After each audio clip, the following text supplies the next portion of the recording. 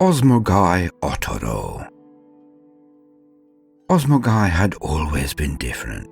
His father was taken by a plague when he was barely born, the same plague that also ravaged his mother. She barely came out of it alive. Her fortitude was broken, and most days she lay in her tent, watching the world go by, her spirit shattered by the loss of her husband.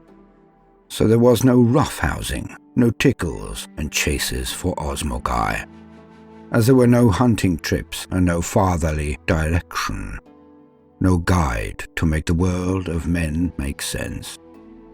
Osmogai was different to all of the boys in the camp.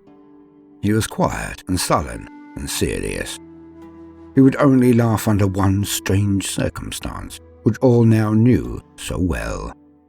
During or before a storm. On the first night he crawled, he was found outside during a storm, laughing while being drenched, his gaze on the lightning ignoring the winds and pouring rain. Osmogai laughed. On the first night that he walked, he was again found outside, his fist clenched and pumping as a storm approached. He laughed hard and expansively, the only time he ever seemed to be off his guard, even as so young a child. Brought back to his mother's yurt, she had barely noticed he was gone in her world-weariness. She would often regale Osmogai with the tale of how his uncle, the Khan of the tribe, had brought him in from the pouring rain laughing himself. When asked why he too laughed, the Khan replied, "Osmogai reminds me of my brother, his father. He stands before the gale with a clenched fist, so people think he challenges the sky. I know better. He is laughing because he is excited. He is laughing with the storm. A mightier son a man could not ask. He makes me miss my brother very much." As he grew, Osmogai would blaze his own trail, make his own path. He often went off alone and learned from the open steppes, Father Air and Mother Earth. He would spend entire days away, alone, just he and the steppes. He watched the hunting pattern of the eagle, its patience, its prey, its swift and deadly strike. He learned the hunting pattern of the fishing bear, its swaying stance, its single killing blow, its scooping up of the fish on its claws.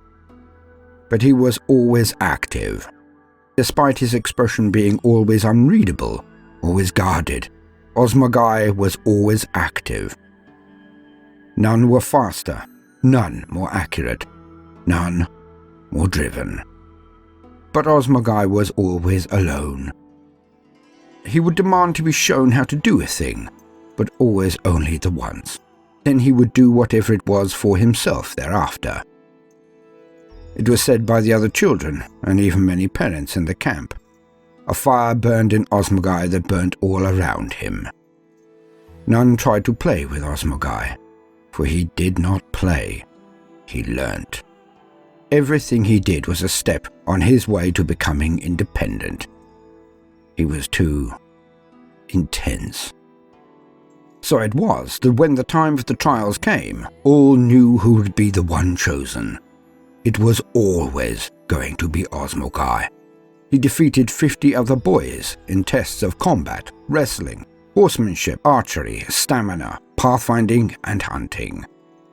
In Osmogai, the tribe felt theirs was the strongest candidate in generations. It was always going to be Osmogai. To quote, Chogores. The homeworld of the White Scars is Chogores, known in imperial records as Mundus Planus. It is a fertile world with lush greenery, soaring mountains, and azure seas. Yet for the tribesmen from which the chapter draw their recruits, it is no paradise. Even before the coming of chaos, Chogores offered a harsh, unforgiving existence to its steep tribes. In comparison to many worlds within the Imperium, Chogores is relatively undeveloped. While there are cities and spaceports scattered across the planet's surface, its society is semi-feudal, with much of its population inhabiting the wilderness of the Empty Quarter. This is a steep environment, characterized by vast plains stretching as far as the eye can see, and bounded by towering mountain peaks and windswept deserts. Nomadic horse tribes roam across this landscape, driven by the planet's extreme climate shifts, and these warrior societies provide the new blood for the White Scars' recruitment. The tribes have little contact with the technology of the wider Imperium. They hunt using bows and the great raptors they call berkuts, and war against each other using their hunting implements and swords.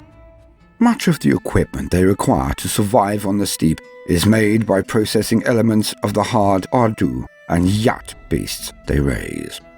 Nonetheless, they are far from being primitive. They create singly beautiful weapons and treasures of great artifice, and amongst their number are masters of calligraphy and poetry. Some of Chugoris' tribes are populous and bear dynastic names that can be traced back across the centuries. Others are offshoots of the great tribes or the progeny of outcasts. Many are bound to each other by blood or honor pacts, and yet for as long as the Seers of the Empty Quarter can remember, the tribes have existed in a constant state of warfare amongst themselves. Only the histories held by the White Scars tell of a time when the tribes were unified, when the Primarch Yagatai Khan arrived on Chugoris. The Kagan, as he became known, led them to war against the cruel empire that ruled much of the planet, at the head of which was the mysterious figure called the Palatine. With the Palatine's fall, Yagatai created a unified culture amongst the Plains people, but it was not to last. After the Kagan passed out of their lives and living memories of his people, the tribe soon returned to their warring ways. Some claimed that Yagatai knew this would happen, and was unconcerned. Certainly, the intertribal warfare has kept Chugoris' people strong enough to provide recruits for his sons. Chugoris lies close to the vast warp rift of the Maelstrom, hanging amid the worlds of the Yasan sector, and has faced predation from renegade warbands and Xenos raiders alike. Since the Great Rift split the galaxy in two, the planet's situation has only become worse. The Maelstrom has grown in size and power, and its malignant influence has begun to affect Chugoris itself. The piratical Chaos Space Marine warlord, known as Huron Blackheart, led a vast invasion of the Yasan sector, and actually succeeded in invading Chugoris itself. Though subsequently driven off, his twisted hordes scarred the homeworld of the Warhawk's descendants. The marks of chaos can be seen everywhere, despite the White Scars' efforts to scour away the taint and truly reclaim their world. Ancient grasslands burn with multicolored flame, and many of the beasts of the mountains have turned into monstrous deformed things. The shells of traitor dropships litter the plains, inhabited by packs of flesh-eating cultists and rogue demon engines. Worse still, the White Scars have not been able to protect the world's population from the baleful curse of the warp. The hardy tribespeople are quick to destroy any of their number who show signs of corruption or mutation, but no threat is more insidious.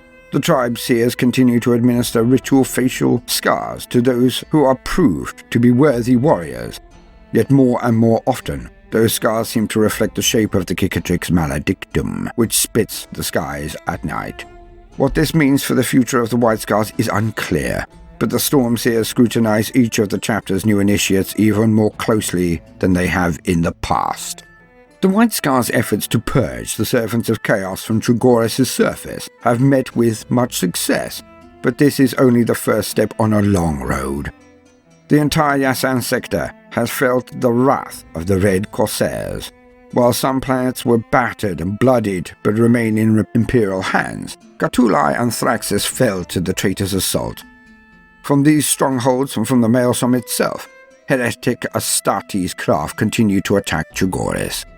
Emboldened by the continued conflict, packs of mutants gather in the mountains and insurrection is rife amongst the city's multitudes. Even demonic incursions are still commonplace, so thin has the veil around Chugoris become. From his fastness, Chapter Master Jubai Khan sees some fiendish intelligence at work in the pattern of the ongoing attacks. He is determined to stamp it out and reclaim the subsector in the Kagan's name. But even with a chapter at his disposal, his task is monumental. Only the Storm Seers understand just how important Jubai's efforts are. They know that Chagoras has shaped its sons in every aspect of their minds and souls, by its harshness, beauty, and simplicity. The planet of their birth molds each White Scar initiate before they even know of the chapter's existence. Even the vast emptiness of the heavens grants the maturing warrior a perspective denied to those raised on a hive world or a fume-smogged factory planet. Should Chagoras be changed forever by the mark of chaos, so will the White Scars too be changed, and not for the better. End quote. The wind blew an icy knife through them all day, but as they passed the last peak, it started to subside. They had ridden for days, then walked for more, all to get to this one place, this hidden and sacred place, the home of the Star Khans, Guangzhou. Pa shrines sent small spindles of smoke into the heavens, and clamour of weapon on weapon, sword on shield, echoed around the slopes of Kardun from the many training camps below. Osmogai looked up at his uncle. They both knew it was perhaps for the last time. With a typical seriousness, but also with a gravitas almost unseemly for a boy so young, he addressed his uncle. I wish to thank you, brother of my father, uncle of my blood. For what do you thank me, son of my brother, Osmogai, son of Osmogai? Intoned the Khan, equally formally, but with a twinkle in his eye, and no small shadow of regret. He had chosen Osmogai to succeed him, but this way was better, to be a Star Khan. Osmogai would not now have to slay all of his male cousins, as was their way. He continued, For the beatings, I did not understand why you had me beaten at first. When I let the other children win at racing or archery or any contest. For a long time I hated you, uncle. But then I realized, you had me beaten to prove I should not do anything less than my best, no matter who was watching, no matter what happened. And it is this lesson I take to the Star Khans, to this place. I will always do my best. I will always be the best. The Khan looked down into the wide eyes, the earnest eyes, of his brother's son, and said, And that is why many will hate you, Osmogai, son of Osmogai. Because you are the best. All men are men, as all boys are boys. You will have no friends, my nephew, for none can stare at the sun each day without starting to squint. But you will be feared, and you will be respected.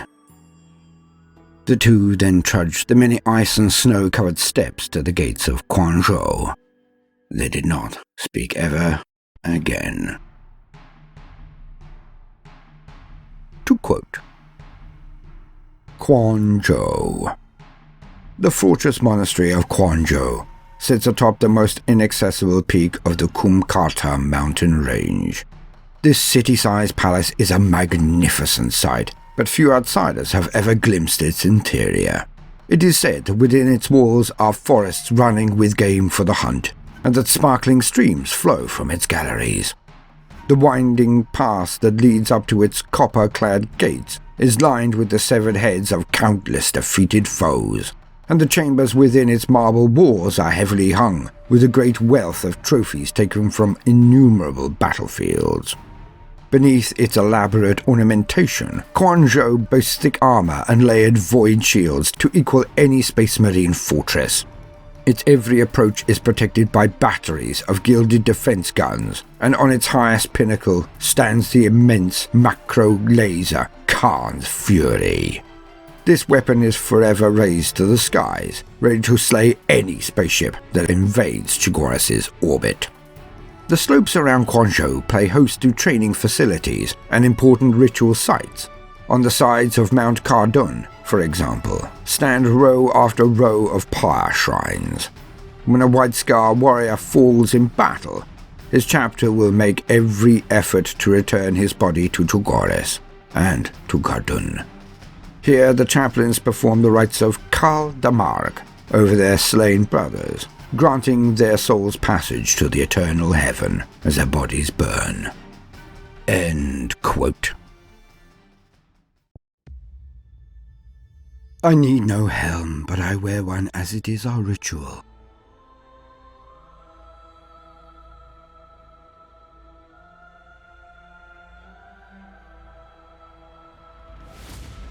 I see him, waiting in the skies.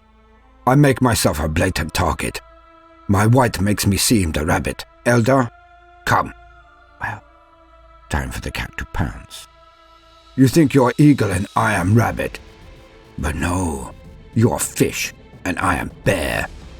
Come, fish, follow me. Let us do the dance of blades and blood. I cannot be his equal in reach or reflexes, grounded as I am. So I will use the broken city as my shield, my defense. I swerve and duck as the chase begins. Him above, me below. He sure can have the greater speed.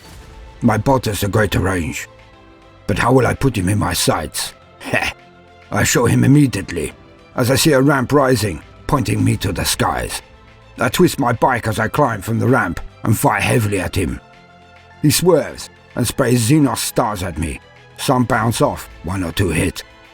I bleed for a moment, but my Astartes' body heals quickly.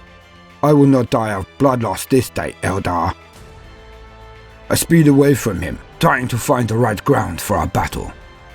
He is above me, so I launch a grenade at him, clever, to keep him interested.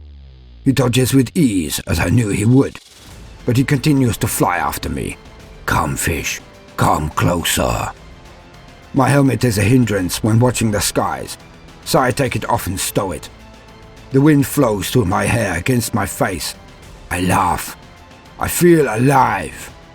And to my surprise, the Elder joins me. We laugh. Are we so different? Come, fish, follow me. For today is a good day to live. Today is a good day to die.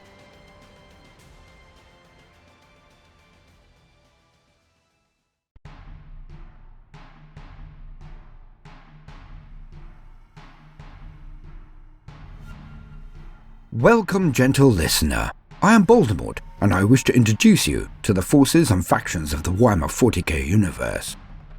Today, we are going to explore one of the least known and understood of all of the Loyalist legions, the Sons of the Great Khan, the White Scars. Often this storied legion has been passed over and practically ignored. There are even some that do not know of their proper role and their magnificent glories. For few remember the events that moulded the legion, and fewer still know of the real purpose of this, one of the most interesting of all of the legions, the White Scars. I'm trying a slightly different style today, as we are showing the results of a previous voting opportunity, or deathmatch, as some have stated. So narrative will be progressing throughout, but also do be aware that I am pronouncing certain words and names in a very considered way. It is my humble attempt at trying to be authentic with the source material and to reflect its roots, if not its realization by Games Workshop. So please do not bother to comment with your preferred pronunciations. I do know them.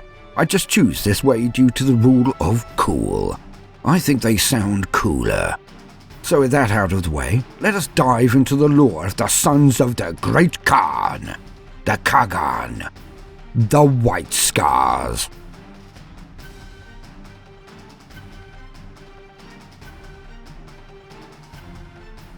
Warriors of Chugores, brothers of the great tribe, the Star Hunt calls you. Do you not hear it? The battle's red edge is your home, the respect of your kinsman, your hearth. Plunge into the enemy's breast like a blade, cut out his heart, and you will know fulfillment. The Emperor has given us strength. In return, We give him victory! Yagatai Khan, the last charge of Galathamar.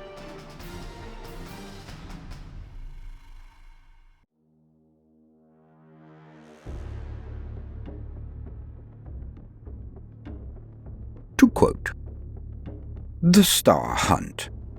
The white scars strike as a storm of blades, falling upon their foes with unmatched speed and ferocity. Like a spear hurled from a hunter's hand, they punch through the enemy's defenses to pierce their heart and bring them crashing to the ground. Those Space Marines who hail from Trigoris are no mere savages, however. Despite the trappings of their tribal heritage, the sons of the Great Khan are among the most naturally skilled warriors fighting to defend the Imperium. The enemy's first sight of the White Scar is often also their last. The sons of the Khan hunt their prey patiently before launching a furious attack intended to annihilate their victims. Masters of blade and armored steel, the White Scars are able to bring killing force to bear against an enemy's weak points with masterful precision. Their devastating approach to warfare owes much to the wild nature of their homeworld, and is perhaps the greatest legacy of their Primarch, Yagatai Khan, the legendary Warhawk. The White Scars hail from Trigoris, a world of windswept plains and steppes, and the lessons of their tribal heritage run in every Battle Brother's veins. The Trogorian peoples are nomads who thunder across the flatlands of the Altak on horseback, and war with one another near constantly. Though these conflicts are brutal, they ensure that only the strong and resourceful survive. Each native of Trigoris must be a supreme hunter. They are taught to ride before they can walk, master the methods of tracking every kind of prey, and learn how to bring down even the largest of creatures with a single, precisely targeted blow. Because of their tribal traditions, the White Scars are not always afforded the same respect as their brother chapters by the wider Imperium. Some think them to be savages, seeing only the ritual scarification of their faces, the Trigorian trinkets that adorn their armor, and the elaborately worked furs they wear. This impression is only reinforced by initial communication with the chapter, when a White Scars leader converses with his assigned allies ahead of a combined Imperial assault. His accent is harsh, his Imperial Gothic clipped and hesitant. A Tacticae adjutant, cowering before the massive figure, would be forgiven for thinking the warrior lacks the discipline and strategic acumen that typically characterize the Adeptus Astartes, instead seeing only a brutish tribesman carrying severed heads of his victims at his belt. This impression is soon dispelled when the White Scars take to the field, however. Despite their barbaric outward appearance, the White Scars are, in truth, supremely controlled in their methods of war.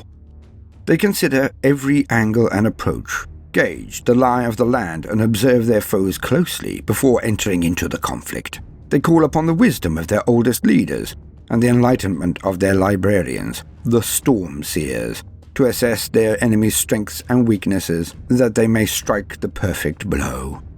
Only when the White Scars are entirely prepared do they move. The roar of engines combines with the guttural battle cries of riders and passengers as the chapter's vehicles close with the enemy. By the time the enemy know they are under attack, it is already far too late. However they react, whatever counterploys they might consider, the sons of the Great Khan have accounted for them. The tactics of the White Scars are exceptionally fluid. A feinting assault can become the tip of the spear in a moment, or a staged retreat becoming a flanking attack. Every battle brother of the chapter knows that fate turns upon a blade's edge, and they wield that blade with the intuition and expertise of a warrior culture that stretches back to the birth of the Imperium. Riding the storm. Crucial to the White Scars' unique method of war is speed. Their forces are thus typified by their focus upon extreme mobility, consisting of a great many bikes, land speeders, and armoured transports. Every one of the chapter's battle brothers is an expert in the use of such mechanized assets, and often entire strike forces will be deployed in vehicles. The infantry rush to the assault in Rhino, Impulsor, and Repulsor transports. Bike squads and attack bikes form the vanguard, while ground attack aircraft scream overhead. At the fore of such assaults are the Khans, the masters of the Brotherhoods. Many ride to the battle astride powerful bikes wielding long power lances, known in their tongue as Dao, tipped with disruptor-edged blades. The Khans exemplify the skills of their warriors in battle, each a masterful duelist, expert tactician, and supreme huntsman. Many enemies will flee before such a storm, seeing their vulnerabilities utterly exposed and capitalized upon by the White Scar's onslaught. The sons of the Great Khan know a broken foe is not always a defeated foe, however, and while their coordinated attack cuts down all before them, reserve forces lie in wait to run down those who would seek to escape death. So do the White Scars destroy their victims utterly, winning victory after victory for the Imperium. The genetic inheritance of Yagatai Khan is a proud one, and the White Scars have sired many successor chapters.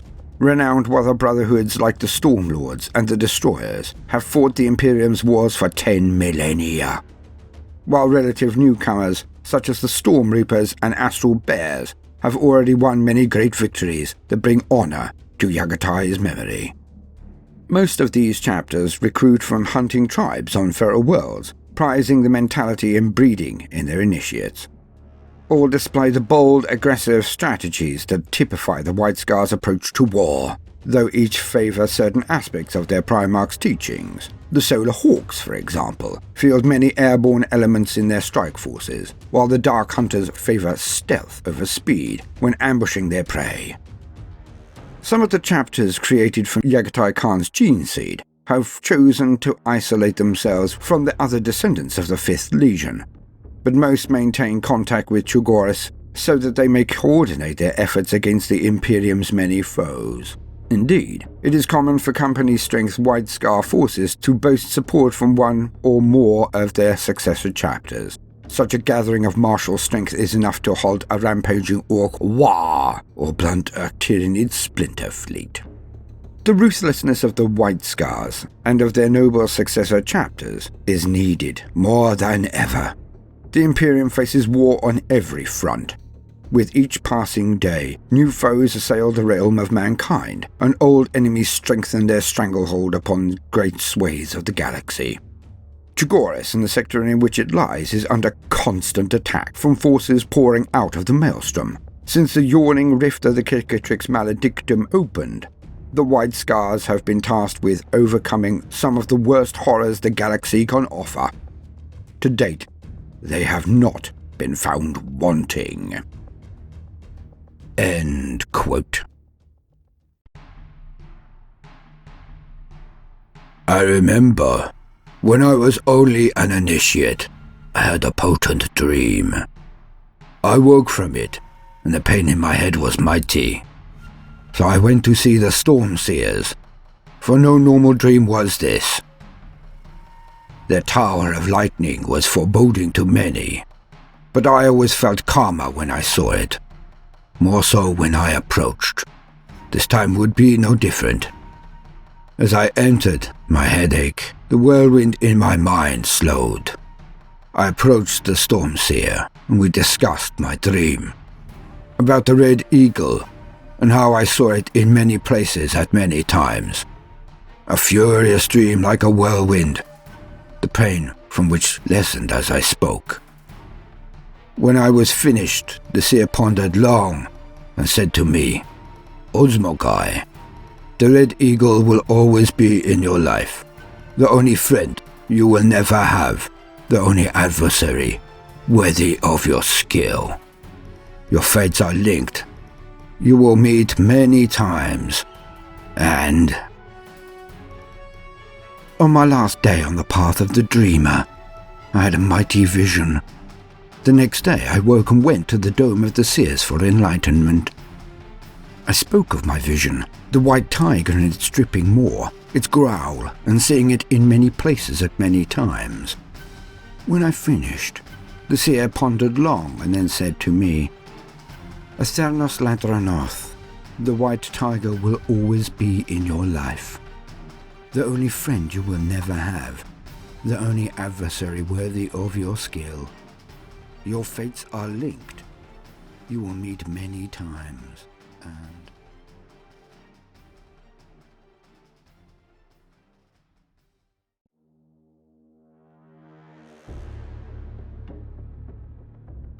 Quote, Storm Seers. The Psychos of the White Scars are known as Storm Seers. They form the chapter's Librarians, or the Zadyin Algar, and wield greater influence than Librarians in other chapters, by overseeing many ceremonies and acting as advisors to the Khans. The Storm Seers are warrior mystics. They claim their powers are connected to the spirits of the land and the air, and the greatest of them master what they call the arts of heaven, to guide the White Scars along the path that leads to victory. The Storm Seers have always been aware of the great risks in their practice, and all members of their order follow the path of heaven. It is taught that should any stray from this, they will be consumed by the warp. In battle, Storm Seers call upon the elemental fury of the Tempest, summoning winds that speed their battle brothers to their destination and calling down blasts of lightning upon the foes. Chapter Command. The White Scars are led by an assemblage of the greatest individuals from amongst the chapter's ranks, including many specialist groups whose unique talents are deployed according to the will of the Great Khan himself. The Great Khan is the chapter master of the White Scars, the ultimate commander of its military might. The current Great Khan, Jubai, rules from Quanzhou, served by countless equerries, advisors, serfs, and logisticators, as he determines the disposition of the sons of the Warhawk. He is regularly attended upon by the Khans of the Brotherhoods, most often when a Kurultai is called, a gathering of the Khans. Also present will be representatives of the chapter's Reclusium, who provide spiritual guidance. This order is led by the Voice of the Storm, the formidable Jagarin, and includes the chaplains attached to each of the Brotherhoods. Members of the Apothecarian are afforded great respect at such gatherings, known as Emchi. These medicae have a weighty duty, for in preserving and controlling the White Scars' gene seed stocks, they safeguard the very future of the chapter itself. The current Chief Apothecarian, Ogolai, is a dour figure amongst the White Scars' usually boisterous ranks. Given the challenge he faces in keeping the chapter at fighting strength despite the relentless attrition of the war against the Red Corsairs, his grim aspect is understandable. The Great Khan commands his own honor guard of supremely skilled warriors, the Keshig. Each is personally selected from amongst the chapter's finest warriors, and they serve as bodyguards, military advisors, and executors of the Great Khan's orders. Each one of these champions has proven himself in a battle 1,000 times over, and they protect their lineage with total devotion. At the Kurultai, their elaborately worked armor and weaponry stands out even amongst the masterwork war gear of the other champions present. The final element of the chapter's command structure are its Librarians, the Storm Seers. Their leadership reside at Quanzhou, in the Kumkata Mountains, cloistered within a lightning-wreathed tower set apart from the bulk of the fortress monastery. Here they train initiates to the Zadyin Algar and maintain the scrolls that detail the White Scars' noble history. The Librarians have a unique authority, for when an incumbent Great Khan dies, the Storm Seers gather in the deepest caves of the Valley of the Khans to decide upon his successor. Each Khan who believes himself worthy must present himself before the Zadyin Algar and prove himself to them. The horrors the Stormseekers subject each claimant to are a mystery. When the former Great Khan Kublai vanished fighting the Tukari, 4 hopefuls entered the Valley of the Khans. Only Jabal Khan survived the Stormseer's ordeals and returned to Quanzhou, where he was anointed as Great Khan. The fate of Jabal. After the destruction of Sithna, the chapter were left without the leadership of their Great Khan, Jabal. Since he was retrieved from the clutches of the Red Corsairs, Jabal has ruled from his chambers in Quanzhou, where his ravaged body hangs in a life-support cradle of burnished calipers and hissing stim dispensers. He is examined daily by the chief apothecary, but Ogolai's prognosis never improves. The Great Khan's body has been subjected to untold horrors and is beyond the Imperium's arts to heal. All the apothecaries can hope to do is sustain his mind for as long as possible. The shadow of the trauma he suffered at the hands of the Red Corsair's torturers lies heavy upon him, but he has lost none of his keenness. He issues commands with relentless assurance, seeing through the eyes of White Scar outriders and orchestrating his chapter's actions on a segmentum-wide scale. If anything, it seems his strategic nous has increased with his physical confinement. Freed from the distractions of leading his armies in person, Jubal's will is enacted through his closest advisors, who ensure his orders are relayed clearly to the many White Scar's strike forces on campaign at any time. End quote.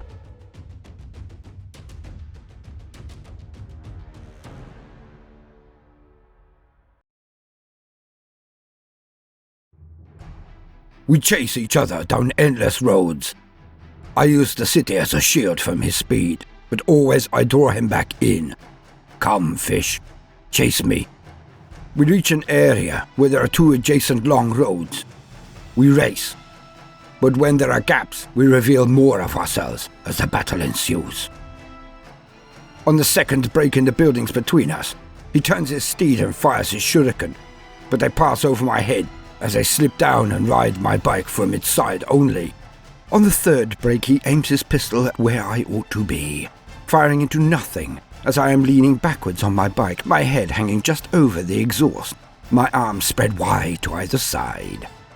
On the fourth break, he is riding his bike while balancing upside down above his handlebars. My shuriken again missed the target.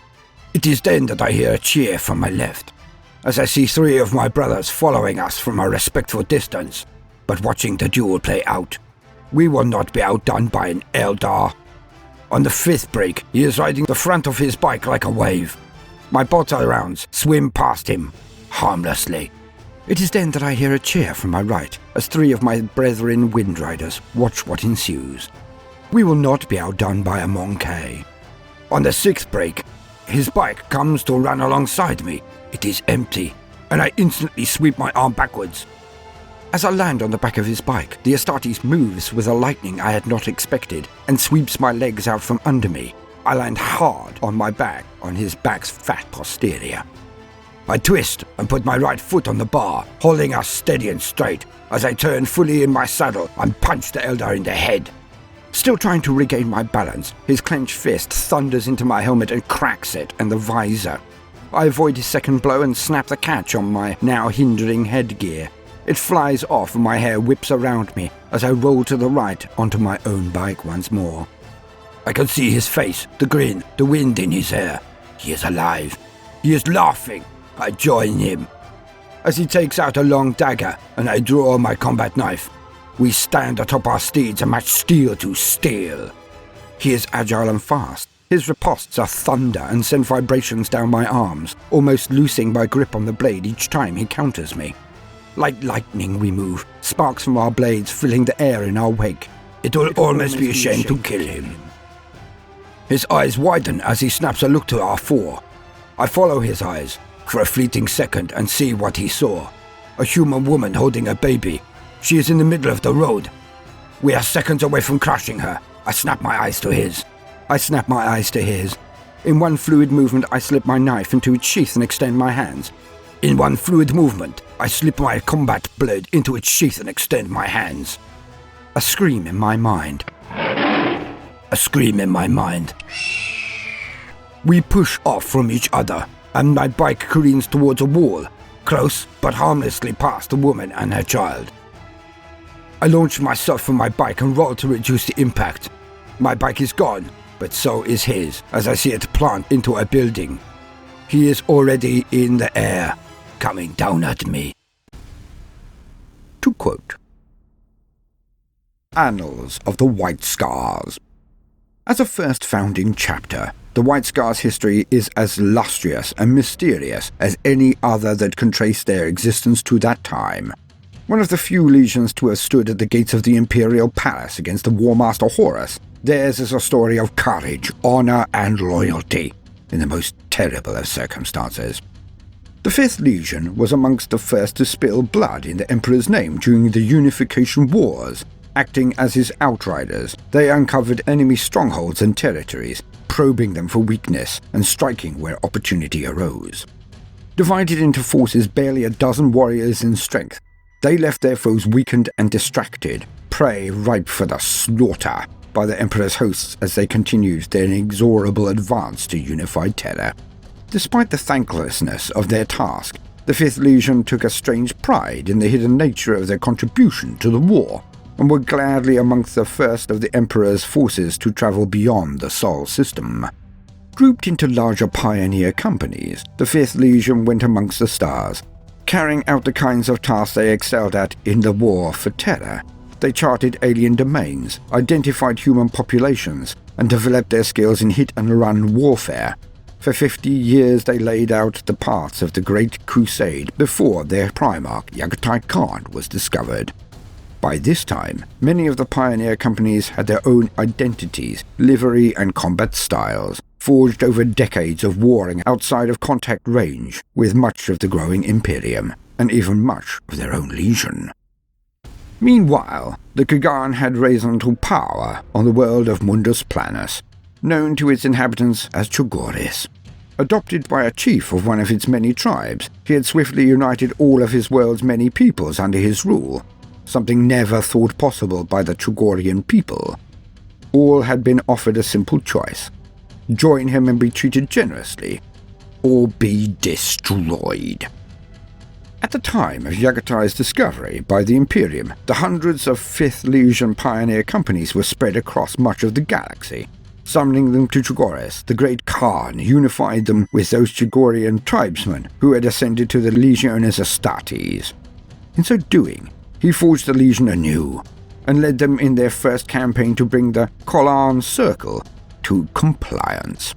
The campaign resulted in the newly named White Scar suffering heavy losses, but by shedding their blood together, they were unified in brotherhood and made into a legion truly ready to fight at the forefront of the Great Crusade. The White Scar's final action of the Great Crusade was the John Dax Campaign. Following his promotion to Warmaster, Horus tasked Yagatai with cleansing John Dax of the remains of Urlak-Urg's Orkoid Empire. Sources on the chapter's history become increasingly unreliable at this point. Some even suggest that the Warmaster had dispatched the Alpha Legion ahead of the White Scars, with orders to disrupt and delay their mission to keep them unaware of events in the wider galaxy.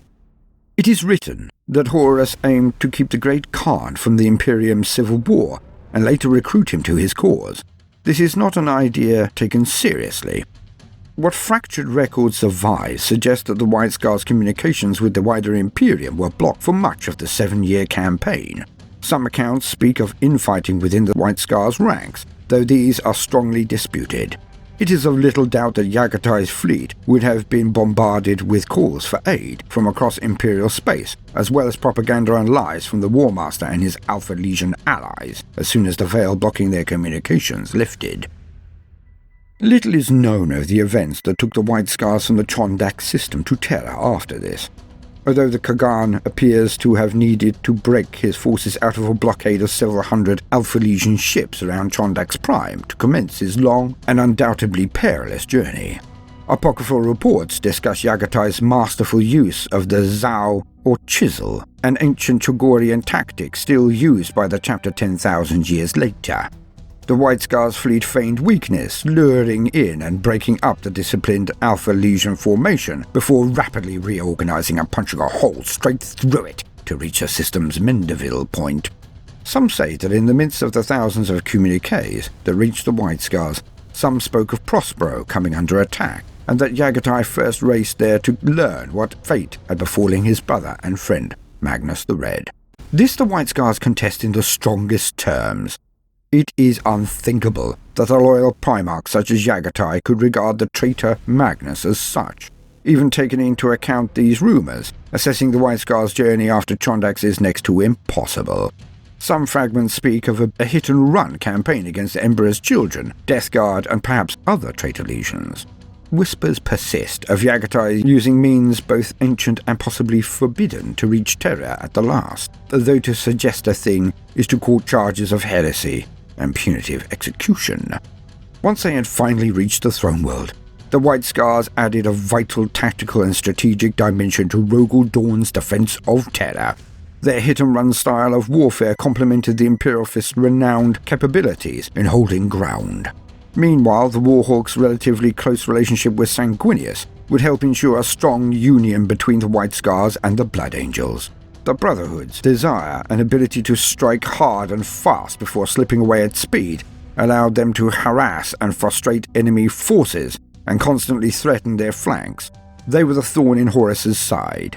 They fought with dogged determination, amid the choking smoke, raging fire, thunderous bombardments, and ever-mounting corpses, surrendering no ground and refusing to stop until the traitors were finally defeated. Huntsman of the Stars. The White Scars are amongst the most skilled huntsmen in all of the military forces of the Imperium. They are also fierce and proud, little given to forgiving or forgetting wrongs done against them or the human populations they protect. The sons of Trigoris have been known to pursue hated foes for decades at a time, tireless, relentless, and merciless in their search. From their first days as tribal huntsmen upon the plains of Trigoris, the warriors destined to become White Scars learn the art of the hunt. Those skills are only enhanced by a tribesman's advancement into the ranks of the White Scars chapter. Natural hunting ability is wedded to post-human reflexes and senses, and to the accumulated strategic psycho-indoctrinal inroads and relentless training that is every White Scar's inheritance. No wonder, then, that the sons of the Great Khan are considered some of the Imperium's foremost hunters and trackers. Even those outside of the chapter's ranks know of the Master of the Hunt and his quest across the stars to run down the Great Khan's chosen quarry. Yet while these hunts are perhaps the most storied and celebrated of the White Scars' venatorial exploits, the Master of the Hunt is but one warrior in a chapter of over 1,000.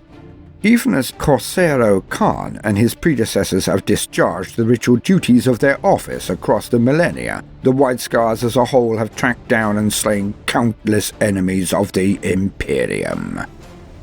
The elusive, the bestial, and the unforgivable all have fallen beneath the White Scars' blades, their last moment filled with the roar of engines and the guttural howl of Korchin war cries. Such a campaign was the hunt for the foul Drukhari torturer, known as the Shattling Prince. It was during the early 41st millennium that a full 2 brotherhoods of the White Scars, the 3rd and the 5th, supported by elements of both the 8th and the 9th, engaged in a system-wide hunt for the Drukhari homunculus, who named himself the Shattling Prince. This vile creature had secreted himself like an unseen parasite into the Asmari system. His ghoulish raiding parties preyed upon the vital breadbasket of Asmari's agri-worlds, sending biomutagenic phages into food supplies bound for multiple Imperial war fronts, and snatching up local garrisons as slaves for the barter pits of Komorrah. Khajiiten Khan, then captain of the 3rd Brotherhood and overall leader of the White Scars forces, was a canny huntsman. Rather than storming in and offering his quarry a chance to ambush his warriors, or worse still, slip away into the webway and escape vengeance, he concealed the majority of his forces in deep space beyond the system's Mandeville point. The Khan then sent out small bands of warriors, travelling aboard commandeered civilian bulk haulers and charged to observe and assess the Drukhari threat. Once his own scouts were well positioned across the system, Khajiiten Khan feigned heedless regression and led a portion of his brethren to the aid of the worst beset world, Asmari Tertius. Khajiiten's strike force made planetfall directly into the midst of the fierce fighting that raged through the world's primary agriplex. Multiple Covenant raiding bands had sundered the Imperial fortifications and were making sport of pursuing and tormenting the surviving defense garrison regiments when the White Scars struck like a thunderbolt. Roused to wrath by the horrors that had been inflicted upon the planet's people, Khajiiten Khan drove the panicked Drukhari before him and scattered them into the volcanic swamplands beyond the agriplex. The Xenos response was not long in coming, and was precisely as the Khan had hoped. Driven, the White Scars assumed, by arrogant outrage, the Shattling Prince hurled a sizable army through hidden webway portals onto the surface of Asmari Tertius. They swirled down like a dark storm upon Khajiiten Khan and his brave warriors. the skies welling with barb-hulled raiders and whip-fast combat skimmers, as the Covenants came to claim the White Scars leader as a plaything for their master. At the same time, no doubt assuming that the Imperial response was limited to Asmari Tertius, smaller raiding parties crept like bloated spiders from the webway to fall upon population centres of Asmari Secundus, Quartus, and Sextus. The moment the foe revealed themselves, the White Scars struck. Summoned by the psychic cry of several Storm Seers, the main White Scars fleet roared into the system with its drives at full burn. Flights of gunships and waves of dropships thundered down upon every world, reinforcements guided in by the runic beacons of their comrades' armour. In some locations, strike forces arrived too late to relieve their battle brothers, the brave scouting parties giving their lives to the last in order to keep the Drukhari engaged and out in the open. In others, including upon Asmari Tertius, the white armoured reinforcements arrived in the nick of time. They sustained brutal losses in their own right as their deadly prey fought back with eldritch weaponry, but ultimately they cut off the Drukhari war parties from their webway portals and crushed them, as if they were within a vast ceramite fist. The portals themselves could be neither damaged nor sealed by any artifice that the White Scars possessed. Instead, a standard garrison of Chugorian warriors was left in the Asmari system, charged with patrolling from one world to the next and keeping watch lest the Covenants return to exact revenge. The only true fault in Katajan Khan's plan was his failure to locate and eliminate the Shattling Prince himself.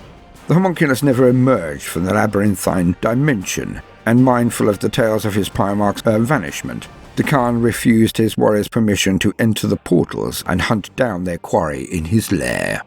The decision likely preserved many White Scar lives, but it was to cost Katajan himself dearly. Less than a year later, the Khan was found dead in his meditation cell in Guangzhou, expression twisted in horror, throat slit ear to ear, and blood frozen in a macabre waterfall down his chest. No assailant was ever detected, but every mirror and window within 3 levels of the Katajan's chamber shattered upon the moment of his death. The message was clear, and a fresh hunt has since been launched to at last bring the foul, Shattling Prince to justice. The White Scars will not rest until their murdered Khan has been avenged. End quote. So, now let us sum up. We have heard that the White Scars have a long and illustrious history, but more than this. We have found their culture, their link between Legion and planet, warriors and people. It is the planet of Chugores and its twins across the stars for the successor chapters that has bred the warriors of the White Scars. Their very way of life is under siege, as their planet is, but still they hold their heads up high and continue their mighty works. For some forget the honor and glory that has been earned by the White Stars, how they outmaneuvered an Alpha Legion fleet, how the sons of the Khan were instrumental in the defense of the palace on Holy Terror. For if Yagatai had not been outside the walls, harrying the forces of chaos at every turn, then the palace and all of the traps that were laid by Rogel would not have helped them. It was the great Khan, the Kagan, Yagatai, that led his men to retake one of the spaceports closest to the palace, and effectively sliced the reinforcements of the Chaos Legions in half. Nor do many know that it is the ships of the White Scars that are fastest and often the best maintained, their vessels being akin to steeds to these plainsmen. They invest the time to make them as close to peak performance as is possible for any White Scars fleet will outfly, outshoot, and outfight any other legion, even the Sons of Rogel Dawn. Fact. But the largest calumny I have seen levelled at this proud legion are that they were scouts. Recon. Reconnaissance indeed. Even in the time of the Unification Wars, the White Scars never just looked, never just tallied numbers and movements and then moved on. No, they hunted their enemy. They bled their foe. It is one thing to spot, but it is another entirely to exist in the very backyard of the enemy and strike at their tender underbelly, and then disappear. With each strike it bleeds them of resources and resolve, for soon the very threat of a strike will paralyze a foe with indecision. In this way, they are similar to the Alpha Legion and the Raven Guard, but not the same. For the White Scars are not recon, they are hunters. They are nomads, and they are warriors born, and they will go where other angels fear to tread. I have been Voldemort, your faithful servant. I hope you have enjoyed this brief introduction to the White Scars, but have no fear, we shall deal with many more subjects surrounding this Legion and chapter as matters progress. If you have enjoyed this entry, then do please consider liking and subscribing. If you are a regular gentle listener and see the worth in what we do, then do please consider supporting us on Patreon, or with a one-off contribution. Now, for the finale that you decided, nay, demanded, the end of the duel. And, no matter what you do today, do try to make some time for fun. Toodaloo.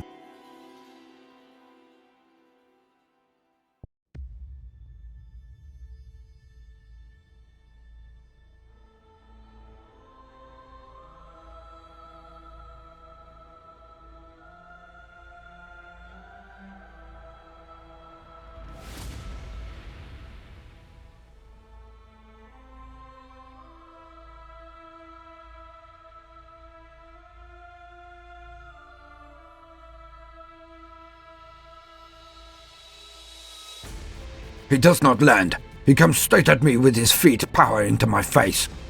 He strikes hard, but my hand whips up and grabs at his legs in that split second after his last strike and him landing. I twist and hurl him at the wall. He caught me. How? I fly into the wall and land hard. The air explodes from my lungs as I feel my armor absorb enough force to prevent my spine from shattering. But it is close. How did he move so fast while my foot was in his face? He lands and rolls and springs at me, low and ready. He comes down with a huge knife strike. I dodge to the side and come over with a swing of my own. His hand moves fast, but mine slightly faster. The impact slowed him more than he knows, and I catch his hand. I then bring my other arm up and pull his arm down and hear the crack as it bends backwards 90 degrees. He snaps my arm like a twig. Lightning of pain courses through my veins, but I am ready, and as the knife falls from my right arm, I catch it with my left and slam it under his armor at the shoulder. As I let go of him with my right arm, as it is now useless, the other knife cutting off all sensation.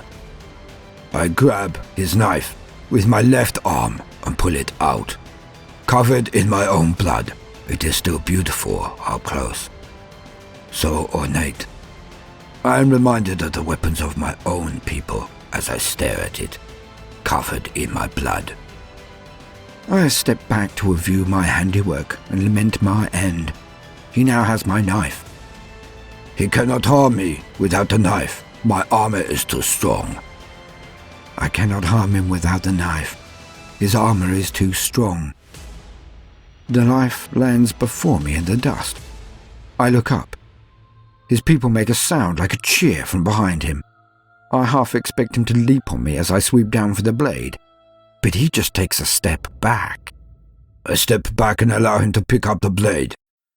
If I am to end him, or be ended this day, it will be with honor. As his hand touches the blade, as my hand touches the blade, I hear the squawk of an eagle. I hear the growl of a tiger. We circle each other, our expressions identical. Surprise. We circle each other. A group of new riders enters the scene. Their sky bikes sweep down the road, but their livery is different. Green, not red. They move towards the woman and babe, stock still in shock at their near miss, but they are not so kind. As her head topples to the floor, both the White Scar and the same Harned warrior sneer, and see the sneer of the other. These are not the same. These are butchers. With the advent of the new force, the white bikes of the Scars ride in and pick up their ally. In tandem with them, a red bike comes hurtling down to pick up the wounded Samhan warrior. As both are dragged away from their very private fray, their eyes lock for a second, and they both offer a warrior's salute. I will see you soon, White Tiger. I will see you soon, Red Eagle. White Tiger will show you mercy only once, but thereafter he will always try to slay you. If you do not fight at your very best, Tiger will eat you alive. He will be there to test you, to allow you to grow, and to help you on your way to the cloak of many colors. But in the end, it is you who must save White Tiger, or your family will end in infamy. Red Eagle will receive your mercy only once, but thereafter he will always try to slay you. If you do not fight at your best, Red Eagle will kill you. He will be there to test you, to allow you to grow, and to help you on your way to the seat of a Khan. But in the end, it is he who will save you, your company, and an entire sector of the Imperium. That was over 100 years ago. Against all the odds, against the rule of logic, we have met so many times. I am the hidden scuttling one. I am the scorpion's sting. I am the assault marine. I am the onward rush of the Khan. I am the dark one, the reaper of souls. My hands extend, and something dies. I am the devastator marine. My brothers advance under the cover of my fire.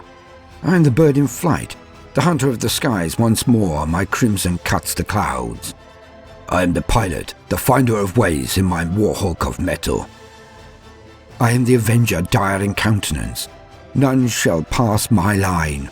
I am the tactical marine, the center of all ways. I am the warlock, my mind, my weapon, the warp mind to command. I am the sergeant, I lead from the front, my men with me. I am the dragon's breath, the fire of destruction. I am the lieutenant, my word is law, my experience and training guide me. I am the autarch, the many-colored one, all paths my feet have trodden. I am a Khan, first among equals. One day we shall meet again.